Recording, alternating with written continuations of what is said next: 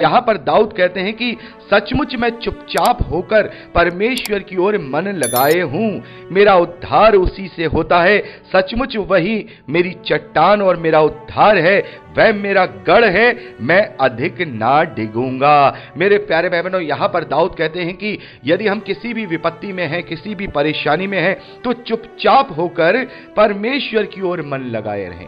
ना ही कुड़कुड़ाए, ना ही परेशान हो, ना ही कुछ विचलित हो, बल्कि चुपचाप धीरज को अपने जीवन में कार्य करने दें। चुपचाप परमेश्वर की ओर मन लगाएं, क्योंकि यदि हमें यह विश्वास है कि सचमुच वो हमारी चट्टान और हमारा उद्धार है, तो फिर हम ज्यादा देर के लिए विचलित नहीं होंगे। मेरे प्यारे भाई बहनों, हो सकता है कि जब विपत्ति आती है, तो मैं तो ये तो नहीं कहूंगा कि जब विपत्ति आती है तो हम थोड़ा सा भी नहीं घबराते हैं या हमें चिंता नहीं होती है, हम मनुष्य हैं, हम डिगमगाने लगते हैं। लेकिन यहां लिखा है मैं अधिक ना डिगूंगा। ये वचन मेरे जीवन में मुझे सामर्थ्य दे देंगे। जब कई विपत्ति आती है तो थोड़ी जब वो विपत्ति शुरू होती है, तब हल्का सा थोड़ा सा जो विचलित होते हैं हम, थोड़ा हमारे मन में थोड़ी ऐसी बात आती है, लेकिन वचन हमें सामर्थ्य दे देता है, तो फिर हम दोबारा से आनंदित हो जाते हैं और दोबारा से वो धीरज हमारे जीवन में कार्य करता है। यहां लिखा है वह मेरा गढ़ है। गढ़ क्या होता है मेरे प्यारे भाई बहनों?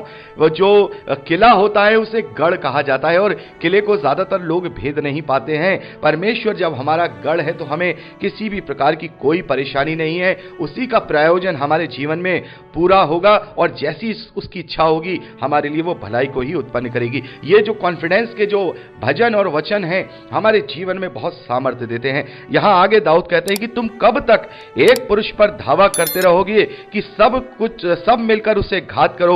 वह तो झुकी हुई भीत या गिरते हुए बाड़े के समान है।